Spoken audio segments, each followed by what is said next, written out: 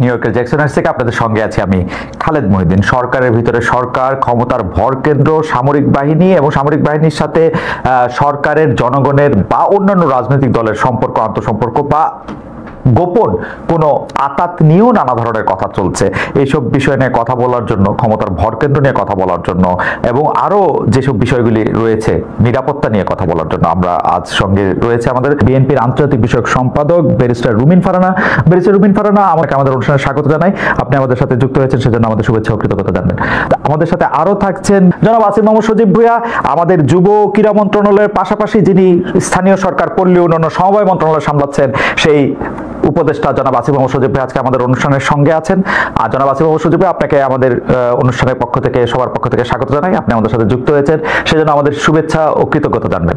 একটা বিষয়ে আমি একটু প্রথমে জানতে চাইবো, যে সেটি হলো আমাদের জন্য যদি একটু আপনি পরিষ্কার করতেন, যেমন রাজনৈতিক দলগুলোকে এখন আপনি ক্ষমতার কেন্দ্র বলতেছেন, সরকার অনেকগুলি সিদ্ধান্ত আসলে রাজনৈতিক দলগুলোর বাইরে নিতে পারছে না, সেনাবাহিনীকেও আপনি একটা ক্ষমতার কেন্দ্র বলছেন। আমরা কি এরকম বলতে পারি, যেরকম আমরা আসলে মানে আমার কানে যেরকম করে কথা আসে, সেটা হচ্ছে যে এখন বাংলাদেশ সরকারের, অর্থাৎ আপনাদের সকল সিদ্ধান্ত নিয়ন্ত্রণ করছে বিএনপি? আমরা কি এরকম ভাবে বলতে পারি যে আসলে জেনারেল ওয়াকারের পদবীর দিক দিয়ে তিনি আপনাদের সরকারকে রিপোর্ট করার কথা থাকলেও কাগজে কলমে অনেক ক্ষেত্রে তিনি একটি পক্ষ হয়েছেন? আপনি কি এরকমটাই বলছেন? বা আপনি যদি এই ব্যাপারটা আরেকটু ব্যাখ্যা করতেন, যে রাজনৈতিক দল বলতে কি শুধু আপনি বিএনপিকে বোঝাচ্ছেন, নাকি জামাত বা এনসিপিকেও বোঝাচ্ছেন? ক্ষমতার কেন্দ্র সামরিকায়ন বলতে কি আপনি জেনারেল ওয়াকারকে বোঝাচ্ছেন, নাকি জেনারেল ওয়াকারেরও আয়ত্তের বাইরে এরকম কোনো কিছুর কথা আপনি বলছেন, কোনো বাইরের রাষ্ট্রের? না, আমি আমি আমি এখানকার মানে ক্ষমতার কেন্দ্র বলতে নির্দিষ্ট রাজনৈতিক দল না বলে আমি এখানে পলিটিক্যাল এস্টাবলিশমেন্ট যেটা আছে, এস্টাবলিশমেন্ট আকারে বলি। যেমন মনে করেন যে, যদি উদাহরণ দেই, যে স্থানীয় সরকার নির্বাচন, আমি তো স্থানীয় সরকার মন্ত্রণালয়ের দায়িত্বে। স্থানীয় সরকার নির্বাচনের সিদ্ধান্ত আমি নিতে পারি নাই, আমি না, শুধু আমার সরকারও নিতে পারে নাই, কারণ এখানে রাজনৈতিক দলগুলোর এখন ঐকমত্য কমিশনে যে আলোচনা হয়েছে, সেখানে স্থানীয় সরকার নির্বাচন নিয়ে যে আলোচনা হয়েছে, সেখানে আমার জানা মতে বিএনপি এবং তাদের কয়েকটা সহযোগী দল ছাড়া বাকি সবাই স্থানীয় সরকার নির্বাচনের বিষয়ে একমত ছিল। এবং আমিও চেষ্টা করেছি যে অন্ততপক্ষে, কারণ দিন শেষে নাগরিক সেবা থেকে শুরু করে উন্নয়ন কার্যক্রম যে ব্যাহত হচ্ছে, এবং মানুষ যে প্রতিনিয়ত তার একটা আইডি কার্ড বানাইতে গেলে, বা একটা জন্ম নিবন্ধন, মৃত্যু নিবন্ধন, ওয়ারিশ সনদ, এই প্রত্যেকটা কাজ তো লোকাল গভর্নমেন্টে থেকে হয়, এগুলোতে যে ব্যাহত হচ্ছে, এইটার দায়টা তো আমার উপরে আসে, যেহেতু আমি দায়িত্বে আছি। তো কিন্তু যখন সিদ্ধান্ত গ্রহণ প্রক্রিয়া এটা চলে যায়, তখন তো এটা বিভিন্ন এই যে ক্ষমতার যে কেন্দ্রগুলোর কথা আমি বললাম, সেখানে তো গিয়ে আটকে যাচ্ছে। তো এখানে আমি কোনো নির্দিষ্ট দলের কথা না বলে পলিটিক্যাল এস্টাবলিশমেন্টের কথা বলি, এবং কোনো নির্দিষ্ট ব্যক্তির কথা না বলে মিলিটারি এস্টাবলিশমেন্টের কথা বলি, যেটা গত 15 বছরে 16 বছরে তৈরি করে যাওয়া হয়েছে। এবং আমি মনে করি যে শুধু এই সরকার না, এই সরকার তো অপেক্ষাকৃত একটা দুর্বল সরকার হিসেবে পরিচিত। এই সরকার না, যে পরবর্তী পলিটিক্যাল গভর্নমেন্ট আসলেও তাদের এই যে আওয়ামী যে এস্টাবলিশমেন্ট বিভিন্ন জায়গায় রয়ে গেছে, এইটার জন্য ভুগতে হবে, একটা দীর্ঘ সময় তাদেরকেও ভুগতে হবে, এবং এইটা সেটেল করাটা খুবই টাফ জব হবে পরবর্তী যে কোনো সরকারের জন্য। আমি আবার একটু জুলাই আন্দোলনের প্রসঙ্গে একটু আসি।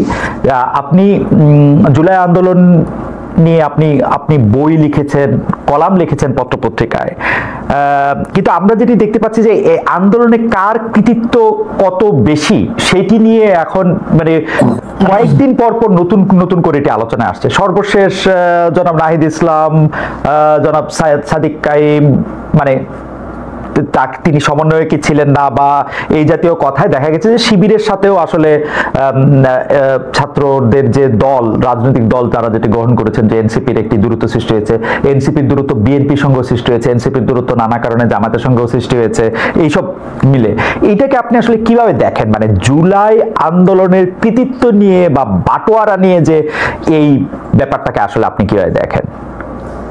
অনেক সময় সরকারেরও প্রচন্ড সমালোচনা করা হচ্ছে, কোন সময় কিংস পার্টি বলে, কোন সময় এটা বলে, সেটাও যদি একটু মাথা থেকে বলেন। জি, সবার তো মানে দৃষ্টিভঙ্গি এবং লেন্স তো একরকম না। মনে করেন আমি যখন জুলাই গণ অভ্যুত্থান সংঘটিত হয় সবচেয়ে গুরুত্বপূর্ণ 10টা দিন আমি ডিটেনশনে ছিলাম। তো ওই সময়ের স্টোরিটা আমিও আরেকজন থেকে আমার শুনতে হয়েছে বা পত্রপত্রিকায় বিভিন্ন জায়গায় আমার দেখতে হয়েছে। প্রথমত উনি জুলাই থেকে 24 জুলাই এবং পরবর্তীতে আবার 24 জুলাই পরে 2 দিন বেড়েছিলাম, 26 জুলাই থেকে আবার 1 আগস্ট পর্যন্ত ডিটেনশনে থাকা লাগছে।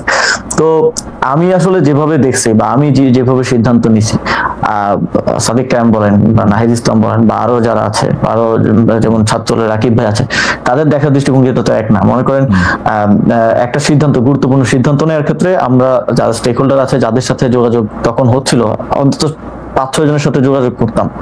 তো এখন মনে করেন আমি ছাত্রদের রাকিব ভাইয়ের সাথেও যোগাযোগ করলাম, কথা বললাম যে ভাই কালকে আমি এই প্রোগ্রামটা দিতে চাচ্ছি, আমরা কালকে অসহযোগ আন্দোলনের ডাক দিতে চাচ্ছি। সাদিক ভাইয়ের সাথেও কথা বললাম যে অসহযোগ আন্দোলনের ডাক দিতে। আবার এই যোগাযোগটা কিন্তু যে আমার সাথে হচ্ছে তা না, আমার সাথেও কখনো হচ্ছে না, কখনো মাহফুজ ভাইয়ের সাথে হচ্ছে, কখনো নাহিদ ভাইয়ের সাথে হচ্ছে, বিভিন্ন স্তরে হচ্ছে। তো তখন সাদিক ভাই আমাকে একটা পরামর্শ দিল, রাকিব ভাই আমাকে একটা পরামর্শ দিল, আরো 4-5 জন আমাকে আরো তাদের মতো করে পরামর্শ দিল। এখন সাদিক ভাই যদি মনে করে যে আমি পরামর্শ দিছি বলেই এটা হয়েছে, এবং উনি বা ওনার দল যদি এটাই বলে সব জায়গায়, তো এইটা তো হচ্ছে মনে করেন যে যাদের সোশ্যাল মিডিয়া বা মিডিয়ায় ওরকম স্টাবলিশমেন্ট আছে, যাদের ওই সক্ষমতা আছে, ওই লোকবল আছে, তারা তো তাদের ন্যারেটিভটা স্টাবলিশ করার চেষ্টা করে। আবার রাকিব ভাই একটা ন্যারেটিভ দিবেন, রাকিব ভাই বলবে না আমি দিছিলাম পরামর্শটা, এই জন্য এটা হয়েছে।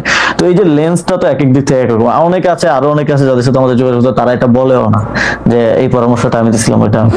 তো এই যে এখানে কানেক্টিং পয়েন্টটা সেন্ট্রালে আমরা ছিলাম। তো এই যে লেন্সটা ভিন্ন ভিন্ন এবং সবার অভিজ্ঞতাটা তো ভিন্ন ভিন্ন, তো সবাই তার অভিজ্ঞতাটাকে এস্টাবলিশ করার যে একটা প্রতিযোগিতা, এটার মধ্যেই নানা ডিসটরশন, কেউ একটু বাড়িয়ে বলা, কমিয়ে বলা, এইসব নিয়েই হচ্ছে এই বিতর্কটা আর কি। এইভাবেই আমি দেখি। আসিফ, একটা কথা একটু স্পষ্ট করে আমি একটু বলি যে আপনাদেরকে তো আমরা আসলে খেয়াল করছি জুলাই মাস থেকে, জুলাই 2024 থেকে খেয়াল করছি যে অনেকেই বলে থাকেন, এবং এটা আমি বিভিন্ন সময় বিভিন্ন প্রমাণও পেয়েছি যে সবচেয়ে বেশি সূক্ষ্মভাবে জিনিসগুলি বিবেচনা করতে পারেন আপনি, দ্রুত আপনি এটা বিবেচনা করতে পারেন এবং আপনার একটা মত থাকে। আপনি কি খেয়াল করতেন যে ধরেন আব্দুল কাদেরের যে ফেসবুকের যে স্ট্যাটাস পরপর যেগুলি দেওয়া হলো শিবিরের পক্ষ থেকে বা সাদিক কায়েম সাহেবের অনুসারীদের পক্ষ থেকে এগুলির যেটা জবাব দেওয়া হলো, পরবর্তী প্রেক্ষিতে নাহিদ সাহেব যেগুলির আবার জবাব দিলেন, আবার ধরেন 5 আগস্টের স্মরণের অনুষ্ঠানে আপনাদের গুরুত্বপূর্ণ নেতারা যে কক্সবাজার গেলেন, আবার তাদেরকে যে শোকজ দেওয়া হলো, এই পুরোটা জিনিস এরকম মনে হয় না যে জুলাই আন্দোলনের, মানে আপনি লেন্স থেকে দেখা না দেখার কথা বলতেছিলেন, কিন্তু আপনার মনে হয় না যে জুলাই আন্দোলনের এক একটা গ্রুপ এক একজনের অনেক বড় শত্রুতে পরিণত হয়েছে? এইটা আপনার মনে হয় কিনা? দেখেন, ওই এখানে যাদের কথা বলছেন সবাই তো ইয়াং এবং সবার বয়সই আমার মতে 30 বছরের নিচে। তো স্বাভাবিকভাবেই মানে এই বয়সের মানুষজনের মধ্যে খুব দ্রুত রিয়েক্ট করে ফেলার বা দ্রুত হচ্ছে এক ধরনের রক্ত গরম থাকার বিষয় আছে না, তো সেটার একটা রিফ্লেকশন এটা আমি মনে করি। তবে এইটা আমার মনে হয় যে ছোটখাটো বিষয়ে, বিভিন্ন স্বার্থগত বিষয় কিংবা কৃতিত্বের বিষয় হোক, কিংবা সামনে হয়তো ডাকসু আছে বা আরো কিছু বিষয়, এটা নিজেদের মধ্যে ছোটখাটো মতানৈক্য বলেই আমি মনে করি। কারণ এখনো বিগার কোশ্চেনে সবার কর্মপন্থা হয়তো ভিন্ন, যারা জুলাই গণঅভ্যুত্থানের স্টেক হোল্ডার ছিলেন, যারা অংশগ্রহণকারী ছিলেন, কিন্তু আওয়ামী লীগের প্রশ্নে বলেন, ফ্যাসিবাদের প্রশ্নে বলেন, একটা সুন্দর বাংলাদেশ গড়ার প্রশ্নে বলেন, আমি দেখেছি যে সবাই কাজ করছে। সবার কর্মপন্থা হয়তো ভিন্ন হতে পারে, বা কেউ এটা নিয়ে ডিবেট থাকতে পারে যে কে বেশি করতেছে, কে কম করতেছে, বা অনেক যেটা কক্সবাজার যাওয়ার কথা বললেন শোকজ, বা অনেকগুলো মনে হতে পারে যে এরা বাচ্চামি করতেছে, বা তো ওই বয়সের একটা বিষয়টা আছেই। কিন্তু আমার মনে হয় না যেটা এত বড় বিরোধ যেটা আসলে শত্রুতা বলা যায়। আমার মনে হয় যে আমি এই প্রসঙ্গ শেষ করছি এখানে, কেউ কি যে বলছেন যে এই বিরোধটা আসলে কোনো কিছুর বাটোয়ারা নিয়ে, অর্থাৎ যারা এটার কেন্দ্রে থাকবেন তারা চাঁদা, যদি আমি পজিটিভ অর্থেও বলি, পার্টি চালানোর জন্য চাঁদা হোক বা অন্যান্য গুরুত্বের জন্য কোনো গুরুত্ব পাওয়া হোক, বা বড় নেতা ভবিষ্যতে হওয়ার জন্য এইটা গুরুত্বপূর্ণ, এইভাবে আপনি দেখেন কিনা? আপনি যেটা বললেন সেটা ঠিক আছে, বয়সের একটা, কিন্তু ওইভাবে দেখেন এই বিষয় এই বিষয়গুলো তো আছেই, মনে করেন সবার মধ্যেও তো একটা প্রতিযোগিতা আছে যে মনে করেন শিবির মনে করে বা জামাত মনে করে আমাদের এখান থেকে তরুণ নেতৃত্ব উঠে আসুক, তো আবার এনসিপি মনে করে যে এনসিপি মনে করতে পারে যে যেহেতু গণঅভ্যুত্থানের অধিকাংশ নেতাই এখানে, আমরাই গণঅভ্যুত্থানের একমাত্র মানে সবচেয়ে বড় স্টেক হোল্ডার। তো এইগুলো নিয়ে মতানৈক্য, মতের অমিল আছে এবং প্রতিদ্বন্দ্বিতাও হবে সামনে ছাত্র সংসদ নির্বাচন। টাকা পয়সা দিয়ে আছে কিনা সেটা একটু বলেন, যে একদম টাকা পয়সা দিয়ে আছে কিনা? আমার মনে হয় না, টাকা পয়সা আমি অন্তত দেখি নাই। এটা গুরুত্ব পাওয়া বা হচ্ছে কারো মনে হচ্ছে গ্রিভেন্স থাকে না যে আমার কথাটা বললো না, এই কথাটা বলতে গিয়ে আমি তো ওই ঐতিহাসিক প্রেক্ষাপটে ছিলাম, এই গ্রিভেন্স গুলো থেকেই বেশি এটা শুরুটাও হয়েছে এবং এটা দিন দিন বাড়ছে। তবে আমি মনে করি যে এই বিষয়গুলোতে আরো বেশি মানে যদি কমিউনিকেশন থাকে জুলাইয়ের বিভিন্ন পক্ষের মধ্যে, তাহলে আমার মনে হয় যে এই জিনিসগুলো জনসম্মুখে এরকম হাস্যকর পরিস্থিতিতে আসা থেকে আসলে ইয়া করা যায়, জনসম্মুখে হাস্যকর পরিস্থিতি। কিন্তু ঠিক আছে, আমি এই প্রসঙ্গে একটু অন্য প্রসঙ্গে যাই। অনেক সময় আপনার এবং জনাব মাহফুজ আলমের নিরপেক্ষতা নিয়ে প্রশ্ন ওঠে, কারণ আপনারা যেহেতু জুলাই আন্দোলনের সামনের দিককার মুখ এবং আপনাদের বাকি বন্ধুরা যেহেতু বাকি সহযোদ্ধারা, আমি এভাবে যদি বলি, বাকি সহযোদ্ধারা যেহেতু এখন রাজনৈতিক দল করেছেন, আপনারা সেখানে যাবেন কবে, কেন যাচ্ছেন না, আসলে যাবেন কিনা, সেগুলো নিয়ে নানা রকম প্রশ্ন ওঠে। আমি সেইখান থেকে আসলে সরাসরি প্রশ্ন করতে চাই যে আপনার মানে মাহফুজ আলমের উত্তর তো মাহফুজ আলম, জনাব মাহফুজ আলমের সাথে দেখা হলে নিশ্চয়ই তিনি দিবেন, কিন্তু আপনার কাছে প্রশ্ন যে আপনি রাজনীতিতে কবে যাবেন, পদত্যাগ করবেন কিনা, সরকারে থাকবেন কিনা, সে ব্যাপারে সিদ্ধান্ত নিয়েছেন কিনা? অনেকেই বলে থাকেন যে আপনি হয়তো রাজনীতি করবেন, ভোটও করবেন, কিন্তু যতদিন পারা যাচ্ছে ততদিন আপনি আপনার সরকারি বাসভবনে বা সরকারি পদে থাকতে চান।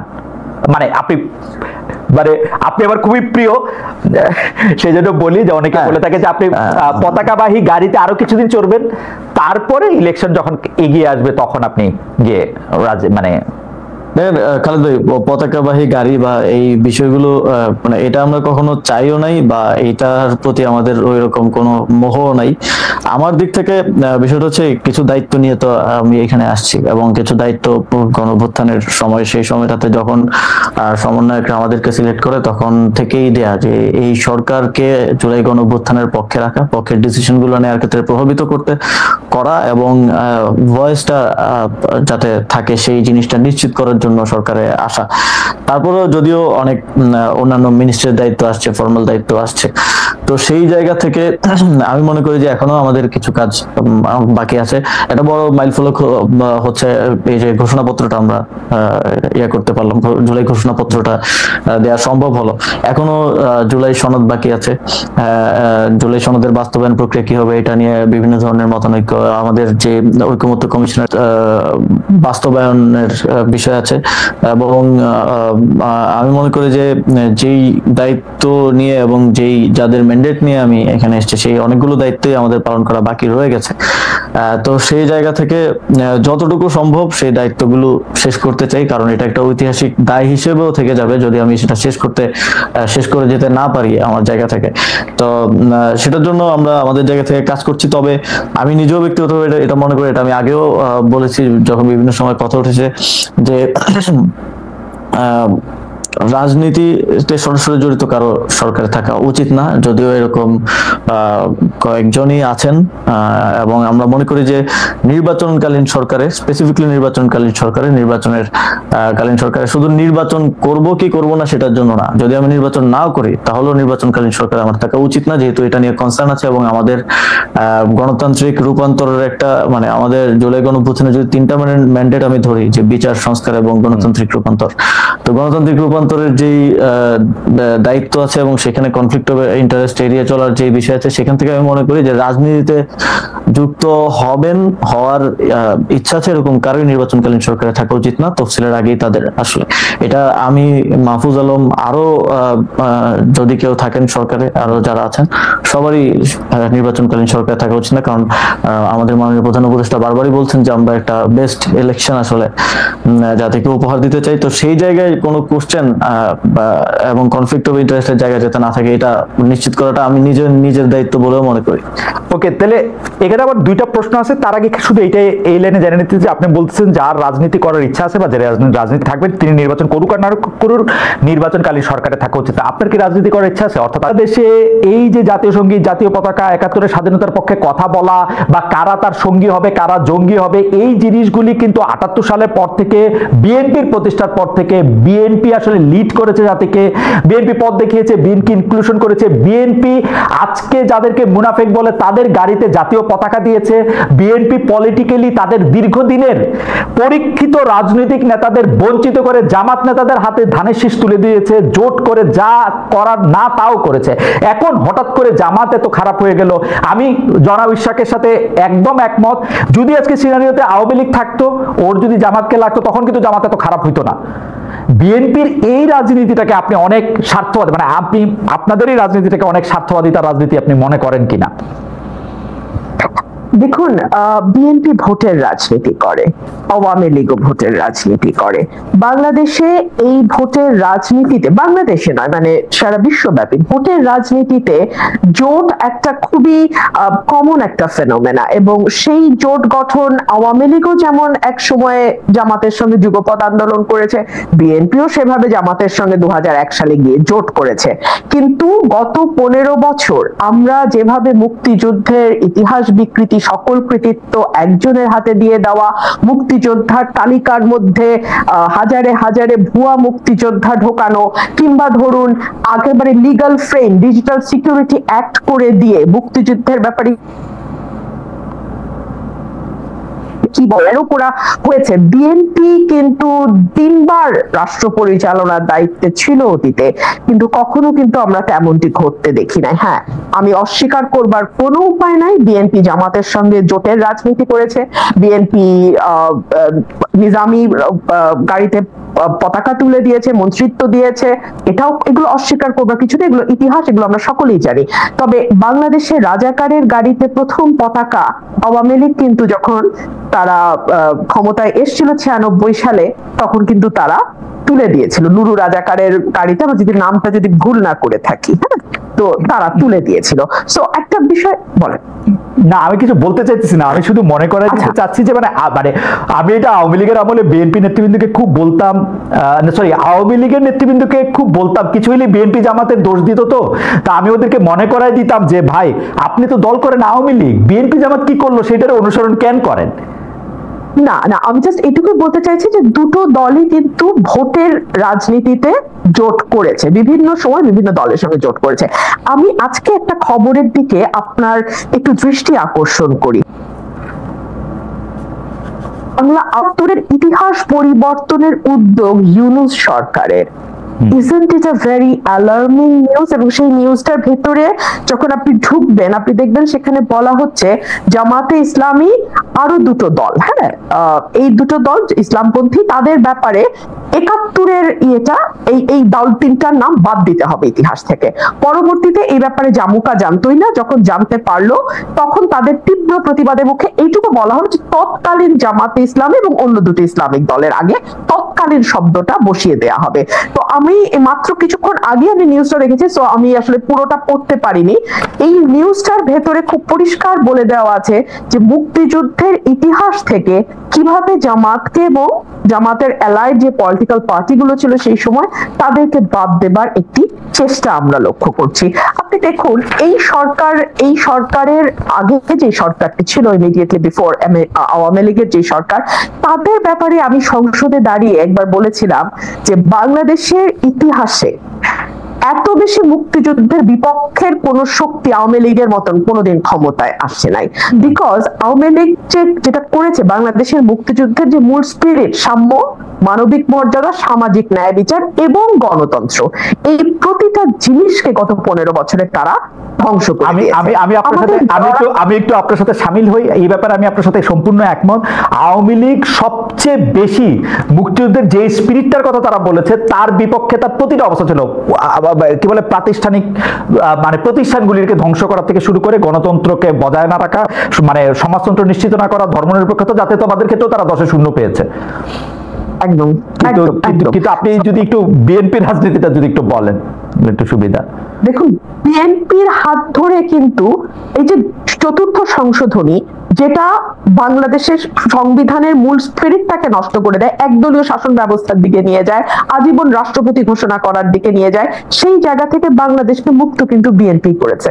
বাংলাদেশের সংসদীয় গণতন্ত্র সেটাও বিএনপির হাত ধরে এসছে। আমি একবারও বলছি না যে বিএনপির শাসন আমলে বাংলাদেশ বেহেশত ছিল, বাট তারপরেও তো রাজনীতির আলোচনা তুলনামূলকের ভিত্তিতেই হয় সব সময়। সো অন্য যে পলিটিক্যাল পার্টিগুলো ক্ষমতায় ছিল তার চেয়ে বিএনপির পারফরমেন্সের দিক থেকে যদি আপনি হিসাব করেন, কোনো দল পারফেক্ট না, কিন্তু তারপরেও যদি আপনি তুলনামূলক একটি চিত্র করেন, তাহলে বিএনপির সঙ্গে আমি খুবই বিনীতভাবে বলি অন্য কোনো রাজনৈতিক দলের কোনো তুলনাই হয় না। আপনি দেখুন, বিএনপি 31 দফা দেওয়ার আগে ভিশন 2030 দিয়েছিল, সেটা দিয়েছিল 2016 সালে দেশনেত্রী বেগম খালেদা জিয়া।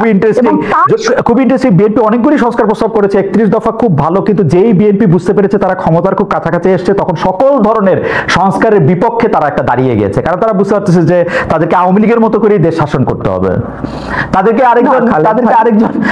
আরেকজন মানে মানে আমি কি বলবো, মানে শেখ হাসিনাকে আদর্শ মেনেই প্রধানমন্ত্রী হইতে হবে। একদম না খালেদ ভাই, আমি আপনাকে খুবই বিনীতভাবে আমি আপনার সঙ্গে ডিফার করছি। একটু সময় দেন, আমি বলি কেন ডিফার করছি।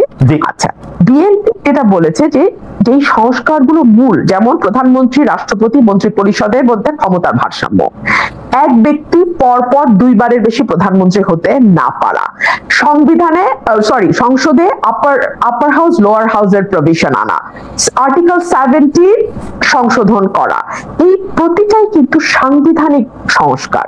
এবং সাংবিধানিক সংস্কার আর্টিকেল 142 অনুযায়ী একটা নির্বাচিত সংসদ ছাড়া, যেই সংসদে 2/3 মেজরিটির ভোট লাগবে, মানে টু থার্ড সংসদ সদস্যের ভোট লাগবে সংবিধানে কোনো পরিবর্তন বা সংস্কার আনতে। সো বিএনপি বলেছে যে যদি আগামীতে বিএনপি বা যেই দলের রাষ্ট্র ক্ষমতায় যায়, সংবিধান সংস্কার করার জন্য 2/3 মেজরিটি দরকার, তো সেই 2/3 মেজরিটি যদি তারা পায় তাহলে ডেফিনেটলি তারা এই সংস্কারগুলো করবে। বাট যে জায়গাটাতে আমি বলছিলাম যে 2016 সালে কিন্তু বিএনপি একটু যদি শেষ করেন, বেঁচে পারে না, যদি একটু শেষ করেন, তবে বিএনপির এই বক্তব্য আমার কাছে বিশ্বাস করার কোনো কারণ নাই। কারণ হচ্ছে যে বিএনপি বলছিল যে বিচার বিভাগকে আলাদা করবে, সেটা ব্যারিস্টার সৈয়দ ইশতিয়াক আহমেদের সময়, আপনি 2001 সালে আপনি মনে থাকবেন, তিনি আলাদা করতে চেয়েছিলেন, বিএনপি বলেছিল যে ক্ষমতা এসে করবে, 5 বছর কিন্তু করে নাই।